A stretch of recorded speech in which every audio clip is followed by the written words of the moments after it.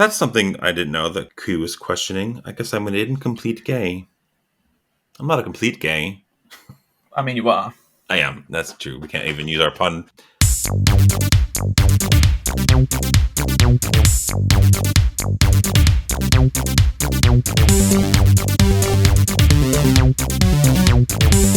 Hello, and welcome to Incomplete Geeks, a gay geek podcast. I'm your co-host, John Marks. My sonic screwdriver consists of vodka OJ and a pink umbrella. Over there is your co-host, Nick Baker, who gives new meaning to the phrase bigger on the inside. Welcome, and thanks for listening. That's probably like really clever, right? I don't know. Oh, you just don't get it. I've never seen it. So. Today we are talking about Doctor Who, and you may be listening, thinking to yourself, listener, why did we take so long to talk about Doctor Who on a Gay Geek podcast? We'll get to that, don't worry. But if you couldn't tell, this is basically my turn to do an I would like to talk about Doctor Who, because I would like to talk about Doctor Who. Is there anything you'd like to talk about with the group? Yes. I would like to talk about Madeline Ashton.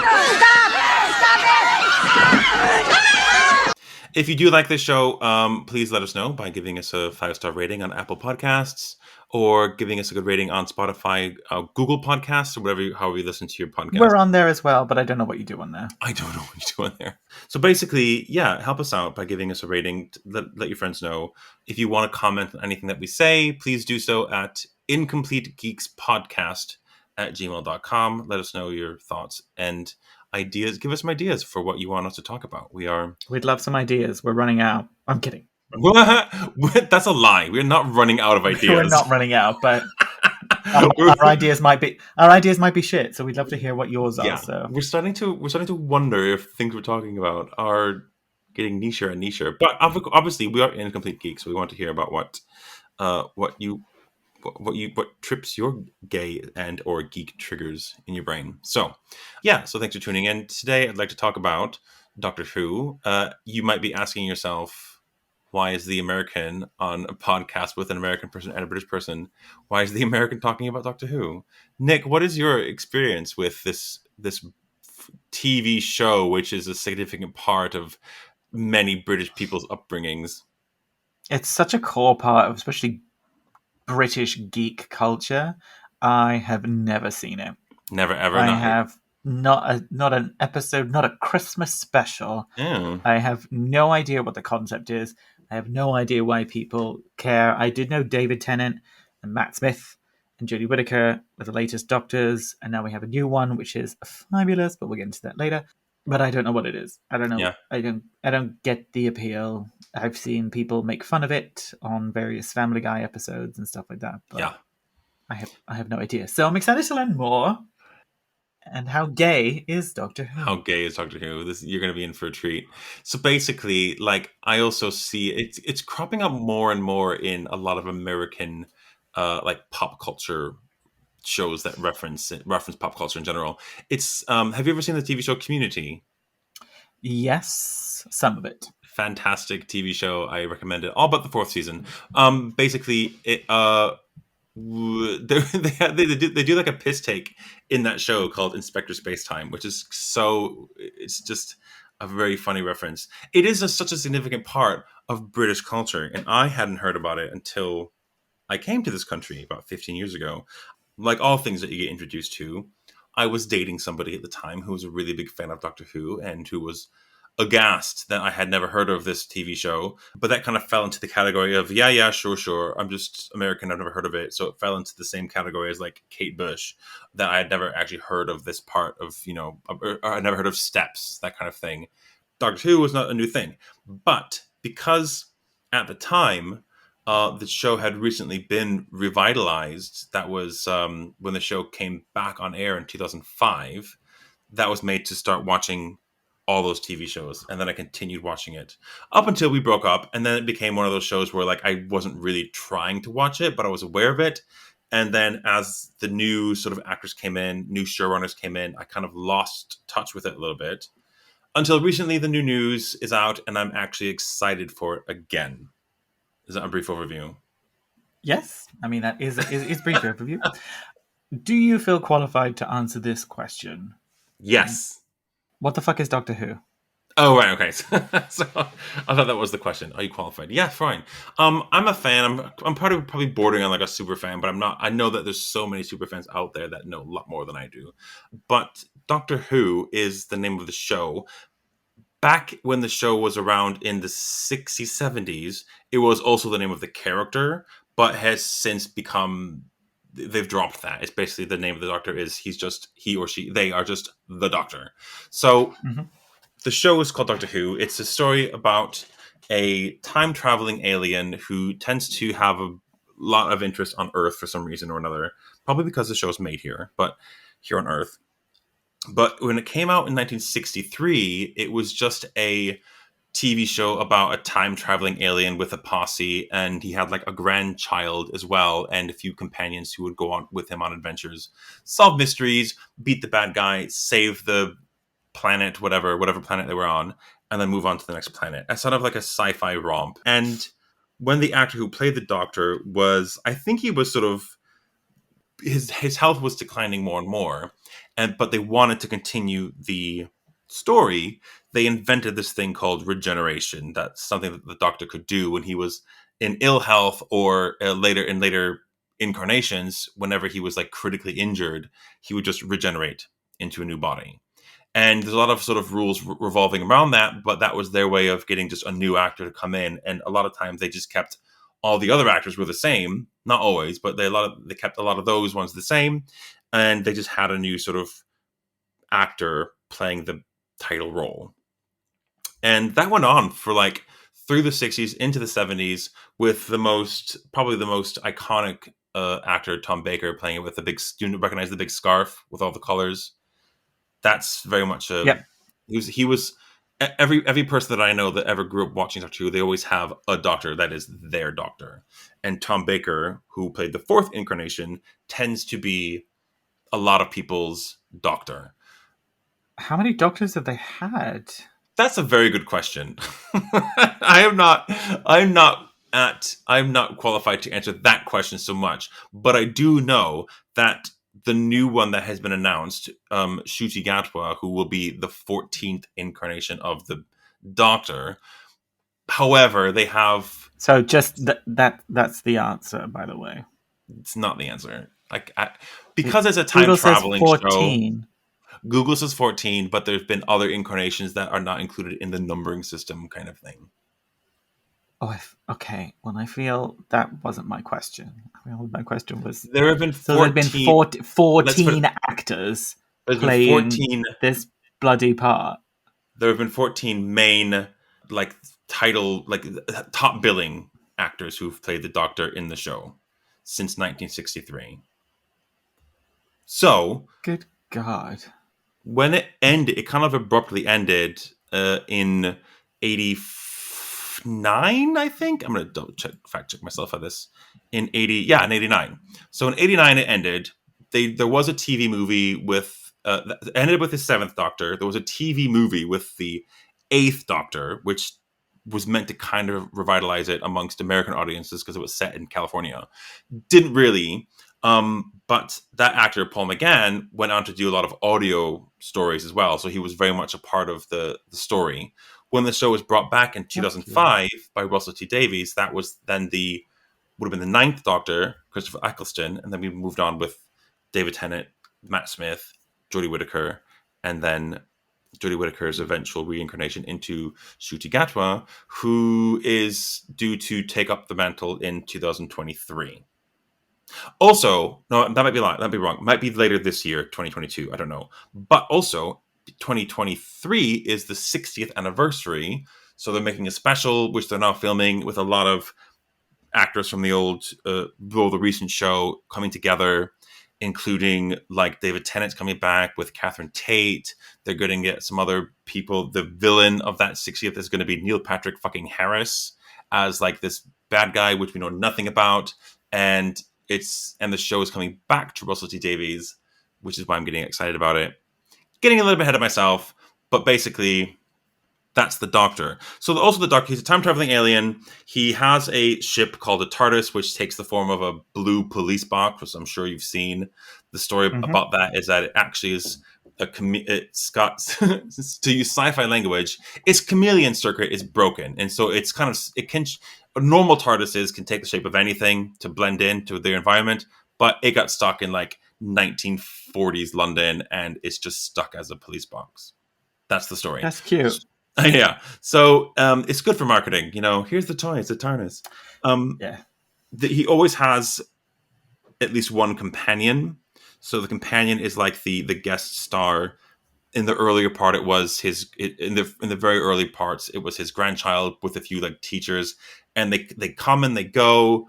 Usually they kind of sort of just leave. Sometimes they tragically die or something, which doesn't happen very often, but it's very prominent. And in the recent series, there typically is like a companion per season. So if you remember when it was revitalized in 2005, we had Billie Piper as the companion, who then stuck around for the second series. Then we were rotating a companion once a series, at least one. And there's at least one main companion, and other people sort of come in and out as the story needs them. So those are the basics of the character of the Doctor. And are you reading Wikipedia? I'm going through the BBC, the listings of all the Doctors and all this stuff. And there were two Bakers. So the Tom Baker is the clip that I've seen, the guy with the curly hair and the scarf. And then a couple of ones later, it's Colin Baker, was the sixth Doctor. He was the sixth Doctor. He was not as popular as Tom Baker. Probably the least favorite, if I can probably guess that, of the original 7 or so. So, explain to me, like, what is it like Star Trek where they find an alien of the week? Or is it Twilight Zone where, like, weird stuff's happening and they need to figure it out? Or is it Rick and Morty where they have to go to alien worlds and, like, do shit and steal stuff? Or what do they do? I would think that the theme, I'm going to differentiate now between like the old Doctor Who, or what we call nowadays classic Who, and then the revitalized Who. Sorry. Then the revitalized series, which is now on season 17, I think. I've lost count. I've lost track of the seasons really. But in classic Who, they were told in like typically the episodes were like only half an hour long, and so they weren't seasons like we have nowadays. So one arc might be 4 or 6 or 8 short episodes long, and they would tell a story over that sort of arc. Obviously nowadays, because of the way that TV is, you typically do have like a monster of the week kind of thing, where you find yourself on a planet or some situation where you then have to sort of solve the mystery or save the situation in some way. Occasionally you have 2-part episodes, which is just like a bit of an epic where you can tell the story over 2 hour-long episodes, but it has kind of become generally that. So it's closer, I guess, to Star Trek, where you have a storyline, maybe you have like a theme throughout this 13 episode season or whatever, but each episode is kind of individually wrapped, if that makes sense. So, and then at the end of the season, you have like a Christmas special, which is very much a British thing. And then in the new season, you can get a new Doctor and a new companion. Such an English thing. I mean, I quite like it. Christmas special. Ugh, bloody I haven't even seen all of those. Who's your favorite Doctor? Tom? No. If you know what, this is difficult because I want to see everybody for their for their benefits and see the good in everybody. But I think the best you don't have to. The best Doctor of the new season is clearly David Tennant. Like, he just took the role, and with the help of the showrunner Russell T Davies, they just kind of had fun with it, and the stories made sense. They were dangerous. They were interesting. There's a lot of things to think about. They were posing questions. Other doctors and other showrunners just didn't do that. They tried to make it like kid friendly. They tried to make it educational. They tried to make it like the stories were lacking, and that's kind of when I lost track of it. I just sort of lost touch with it because it wasn't appealing to me. I think that part of the reason for that was because in Classic Who, it kind of was a kids show, but it wasn't a kids show that sort of pandered to kids. Like, it was scary. It was a sci-fi show, so which probably wasn't taken really seriously by adults at the time.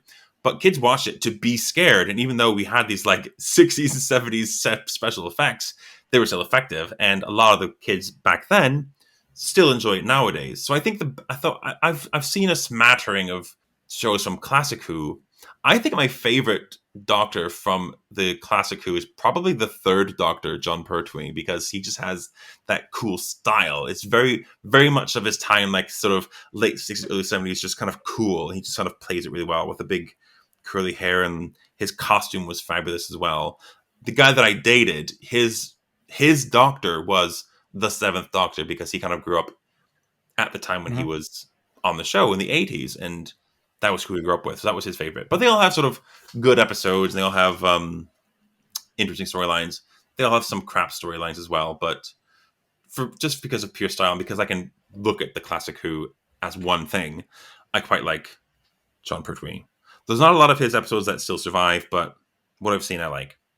A more interesting question might be, who's your favorite companion? Because they've been a lot of different ones, and I will. Who's your favorite companion, John? I will fight anybody who disagrees with the fact that the best companion of the new series is Catherine Tate as Donna Noble, by far the best, because was she funny. She was funny, but she wasn't like comedian funny. She was just she was the perfect foil for David Tennant, who was meant to be like, he had just sort of gone through some tragedy, and Catherine Tate was there to sort of ground him. But instead of having this weird romantic-ish potential, they were just mates, and they were just kind of like there to like have fun, do the story, figure stuff out. And there was like shit happening around them they were like had to deal with, and it was still serious, but they were just sort of going at it like bezies, just traveling through space and time. It was really good fun. In the old series, so David Tennant had Billie Piper and Catherine Tate. David Tennant had Billie Piper and Freema Agyeman as Martha Jones for season 3, and then Catherine Tate for season 4. And Catherine Tate was also in one of the Christmas specials where her character was introduced, and they brought her back as the companion for one season. And her storyline is so good as well.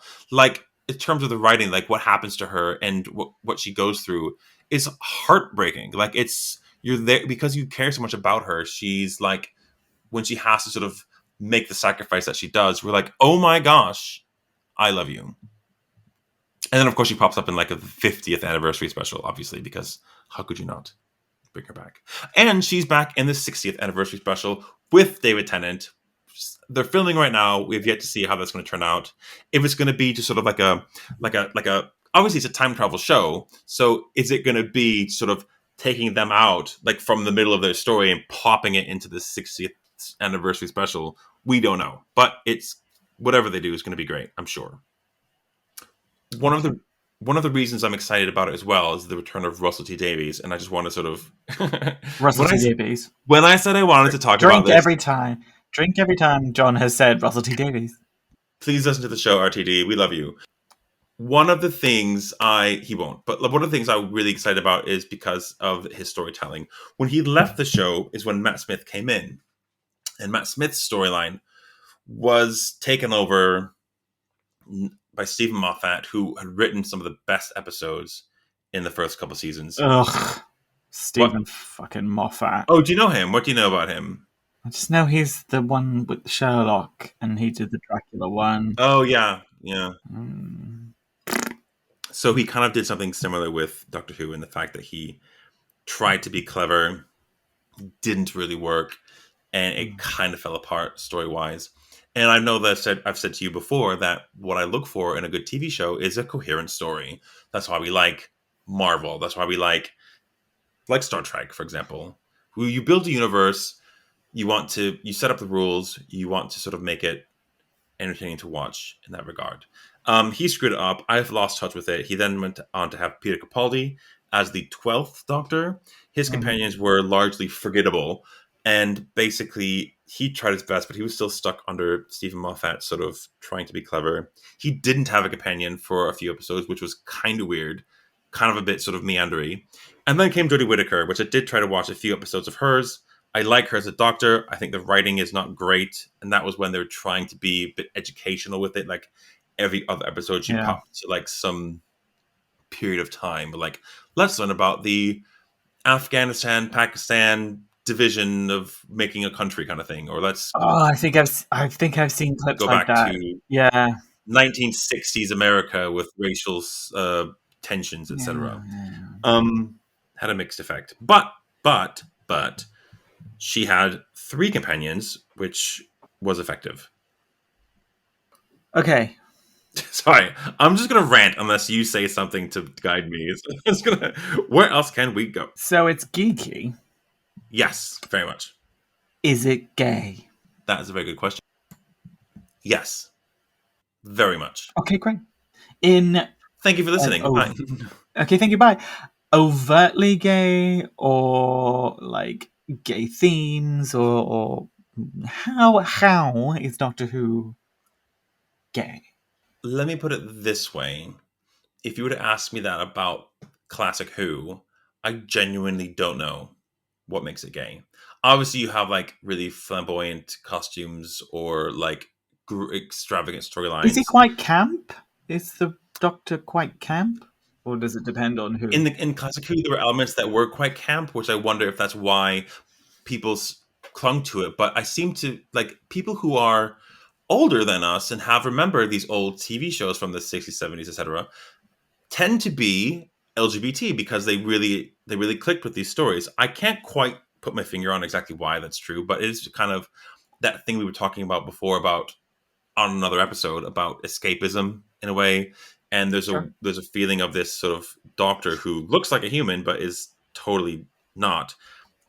How maybe as young gay men we don't know how to express ourselves. We feel different. We look the same, but we feel different. I sort of connect with this character because he's also different. That's my closest. It's like an oddball, like an outsider kind of vibe. Yeah, he's oddball. He's not always like. He's not even always good. He does questionable things sometimes, but yet he still ends up trying to do the right thing. Then, of course, in New Who, in 2005, with our mate, get your drinks ready. Russell T. Davies. Thank you. Okay. He brought the show back, and he was most well known at the time for doing Queer as Folk, wasn't he? Mm-hmm. UK version. And so I only know that because I just looked at his IMDb and I was like, oh, really? wow. Did you not know that? Yeah. So he's done a lot of things in TV, but up to that point, that was probably his most significant thing. So he brought Doctor Who back, and all the gays were like, "Oh my god, this is amazing!" Also, we love the fact that this is back. We love that we have this strong storyteller as a showrunner. We have fucking Billie Piper, who was a pop star at the time. I mean, yeah, that's pretty gay.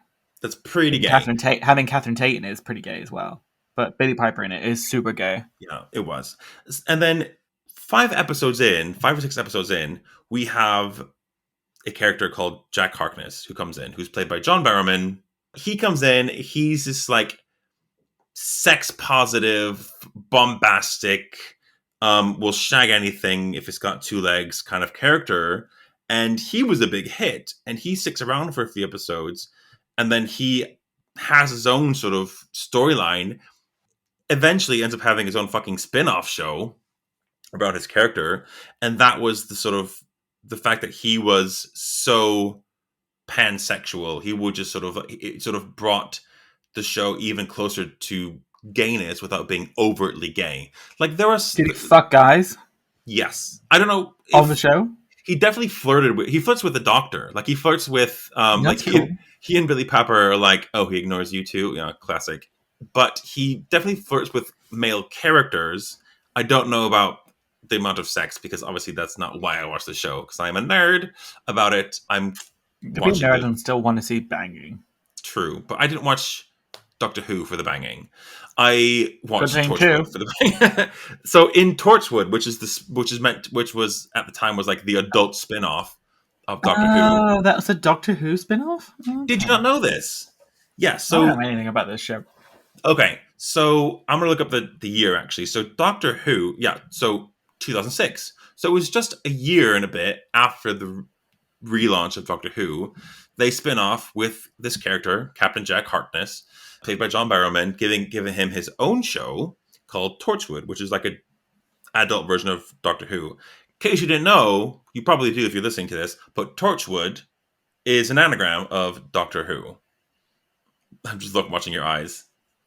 You can spell it out later. It's an anagram, so it's kind of like dropped in earlier in season 2 of Doctor Who. There you go. You got there. I always thought it was something to do with wood. So I thought no, it's just a random 2-word phrase. So Torchwood becomes a like an institution in the world of Doctor Who, and Captain Jack Harkness sort of leads one of the branches from Cardiff, where the show is filmed with his own team. He's got his own method of traveling through time, which is broken, I think, and so he's stuck in Cardiff. Oh God, how awful! Well, the premise is that there's a lot of sort of so Cardiff sits on a rift in space time, and a lot of junk filters through, and they have to deal with a lot of sort of aliens / detritus from space and time in Cardiff. And obviously, you can't let the public know. So anyway, that's the premise of Torchwood, and there was sex in that one for sure. One character, one really LGBT positive aspect of Torchwood was another character called Ianto Jones, who was not gay, but fell in love with the character of Jack Harkness.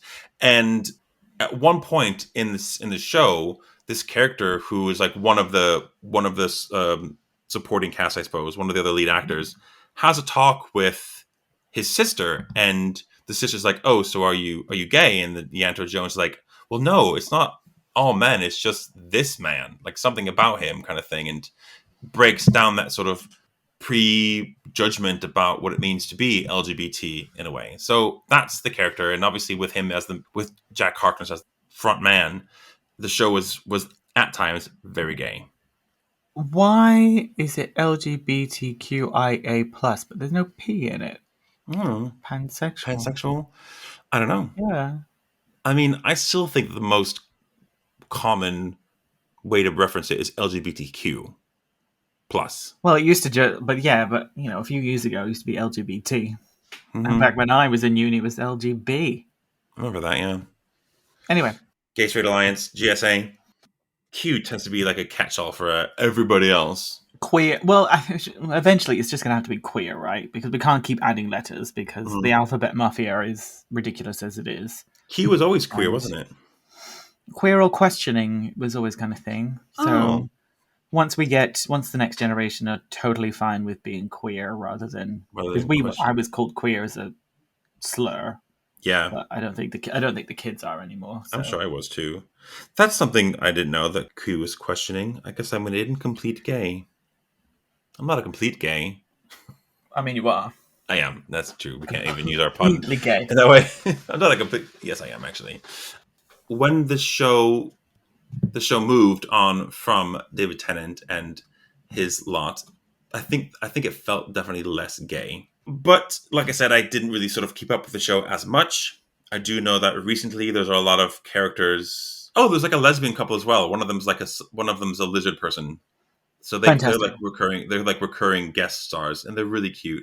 And they have like a sort of butler who is a race of alien who is typically a villain, but he helps out. I love the three. I forget what they're called now. Anyway, write in if you know who I'm talking about. Sounds fantastic.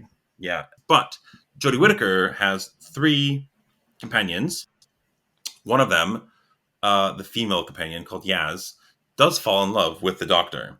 And I don't know a lot about that storyline, but I know that is significant plot development of something that the Doctor has to contend with, is this sort of potential love story, because in some way, Jodie Whittaker's Doctor does love Yaz back, but can't do that in the way that David Tennant's version of the Doctor was in love with Billie Piper, but couldn't do anything about that because, well, for whatever reason, probably just ratings of the show, not to be too crazy. It was never meant to be like a romance, and maybe that's part of why gays love it, is because you have this sort of adventuring male figure, classically male figure, with a companion that is just like usually female, not always, but usually, who's your best mate. We go on adventures together. We figure out the problems. We save the day together, and there's no romance involved. That's nice. Yeah, it's great. I think it's really interesting because as soon as you start thinking about the companion having feelings for the doctor, you have to sort of separate them inconsolably, or in the way that Martha Jones left the doctor because she realized that she wasn't gonna get anywhere with him and she chose to leave. Very strong departure for her. Then we had Catherine Tate, who wasn't interested in the doctor at all, which was great.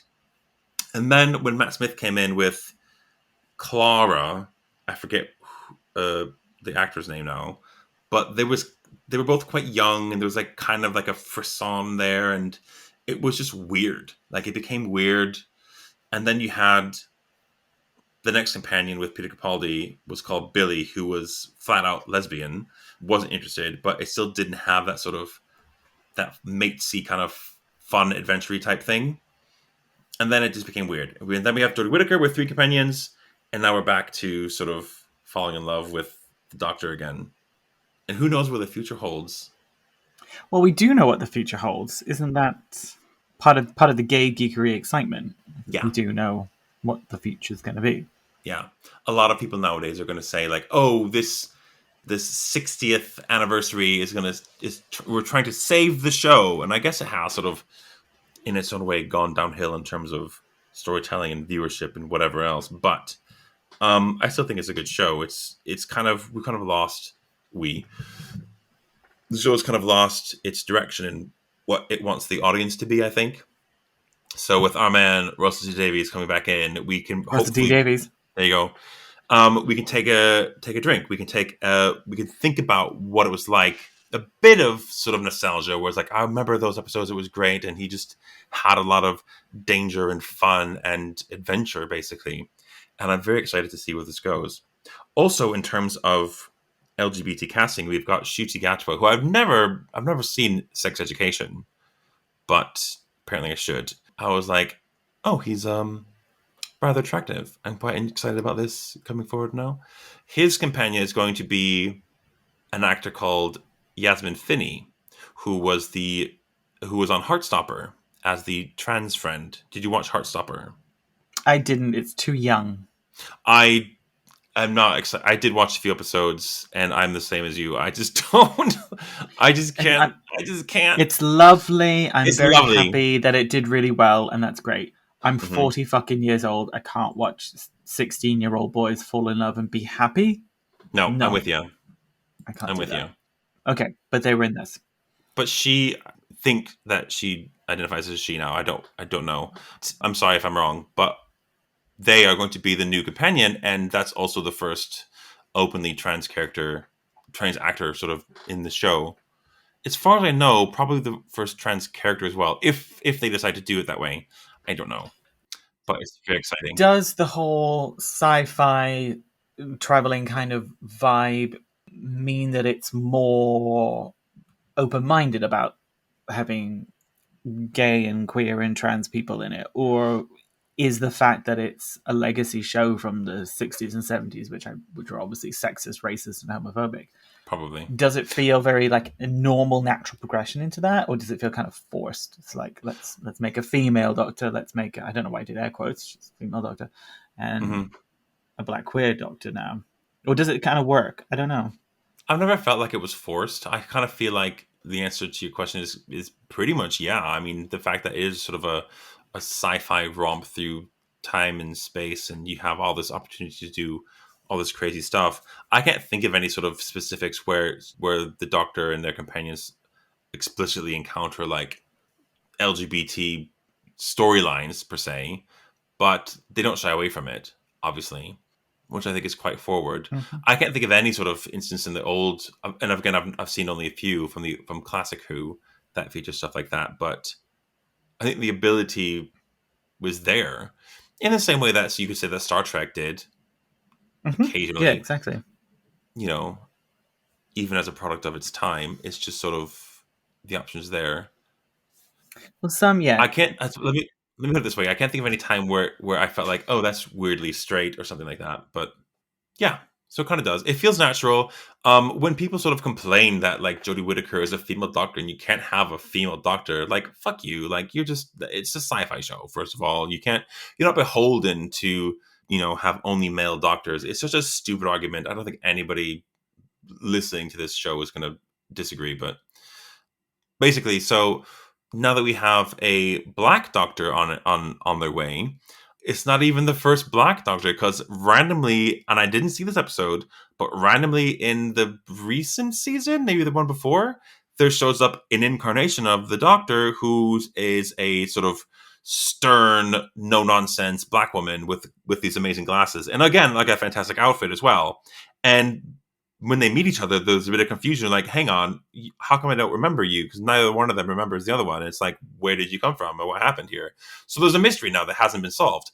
And it's like basically confirmed that this incarnation of the Doctor, played by Joe Martin, is from somewhere in the past, and we have no idea. So this actor is the first black actor to portray an incarnation of the Doctor. We just don't know where they come from. So, not fitting in the number scheme, but somewhere in the past. It's our way of saying, as show creators, like, oh, we were always, let's retcon this so that the Doctor was never sort of always white. There is a black version a non-white version in the past somewhere. We just haven't mentioned it yet. Makes us feel better as humans. So there you go. There's me ranting about, see, I told you I wanted to talk about Doctor Who. And I'm surprised we haven't yet. And the whole point of the show. That's what we're here for. Do you have, what other questions do you have? Like, what have you learned? Will you watch it with me when it comes on? No. just because I just don't like British TV. Okay. It just feels cheap and low budget compared to the stuff I'm used to watching because it's cheap, especially because this is such a throwback to the 60s and 70s, which are cheap, low budget crap. Yeah. Well, there was back in the day.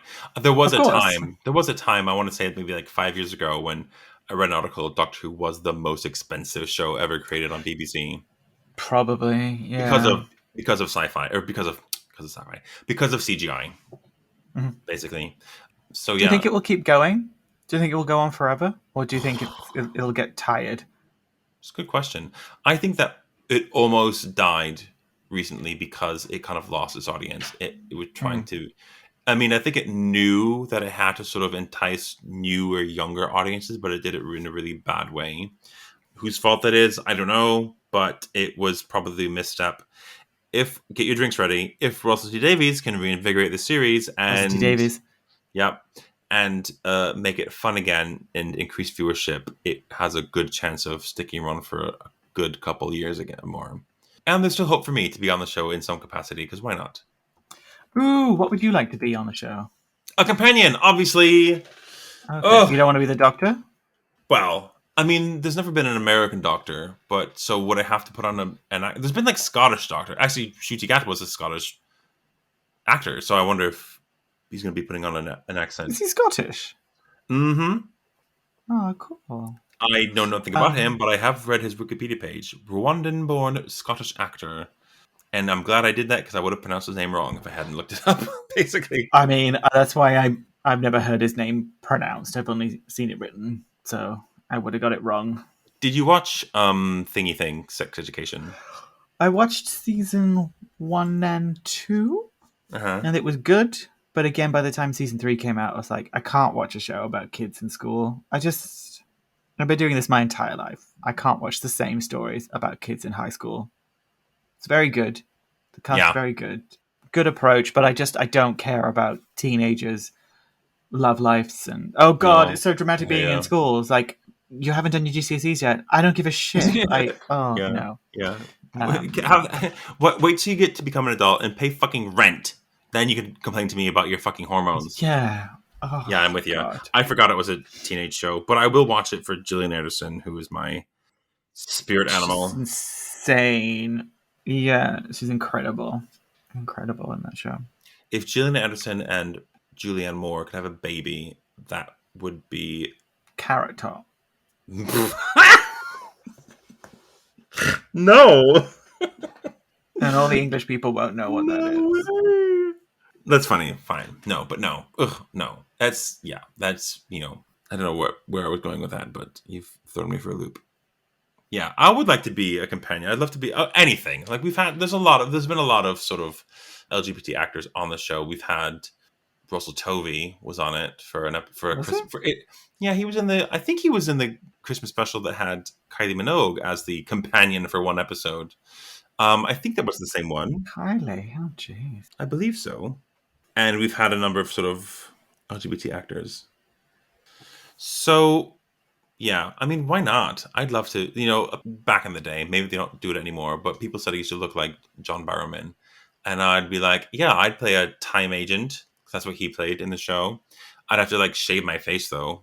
I could joke that, oh yes, Captain Jack and I, we have the same geneticist. That's why we look similar. Yeah, it'd be fun. I just love it because of the stories. Make me a good story. I'll be in anything. Call me. I'm free for jobs. Open to work. We don't have time for a full smash or pass, and I don't know who any of them are. But who would you most like to smash? I forgot about that. This would be like a whole. We can't do a one-sided smash or pass. I don't know who any of them are, but is there? It's not smash or pass, but who is there? Who's my top? Who is the sexiest? Who's the sexiest actor person in Doctor Who? Oh, I don't know. We could smash or pass. I have to think about this one for a little bit. Like the new series, also. Any of them? I don't know. Fuck Tom Baker, if you want. Tom Baker? No. He's 80. Is he alive still? He is, yes. He's getting on, yeah. I'm thinking a lot of people that I would smash, but I can't actually think of the top one. I mean, it's probably going to have to be Captain Jack because he was just so out there and bombastic. Also, he's the embodiment of free sex, open sex, I suppose. Yeah, it'd have to be him, I suppose. And also, he's hinted at sort of knowing a lot of tricks up his sleeve. Oh my! And he'll never die. I mean, that's not usually a problem when you. Okay, depends on what you're doing. What? It's if they're dying when you're having sex with them, that's probably a different. No, problem. but it's just I don't know. Give me some of that energy, I suppose. So yeah, that's my little rant about Doctor Who. It is gay. It is very geeky. It is a staple of British institutions. I would like our listeners to write in. What is your favorite? What do you? Okay, here's what you can do, listeners. Write us at incompletegeekspodcast@gmail.com. Let us know what your favorite aspect of Doctor Who is. Why do you think it's so gay? Are there any gay characters that I've forgotten about, shamefully? And which character would you most like to smash? And which character is the most smashable, in your opinion? I will take all recommendations. Let us know or if you just want to chit chat about anything else. Let us know. We look at it every day. If you want to get in touch with us individually, you can contact me on Instagram at JonMarks, JONMARX. Or contact Nick on Twitter at NickBakerGeek. He wants some attention. Please give him a follow and give him a tongue emoji on one of his tweets. Please do. That'll be lovely. He's very funny. I'm not that funny on Twitter, but thank you. You're funnier than me. So as you know, I've missed a few episodes. I could easily be missing something. Let us know what you want. That's our episode about Doctor Who. We've only brushed the surface. There's a lot that I don't know about it. Nick doesn't know anything about it. I don't know anything about it. I hope you've learned a bit from today, Nick. But yeah, there's plenty of stuff that we've missed. Please let us know. We're still learning. We're still trying to pick up stuff along the way. There's a lot of geeky gay stuff to talk about. Because as you might know, we are actually not complete geeks. But we're working on it. Thanks for listening. Bye. Thank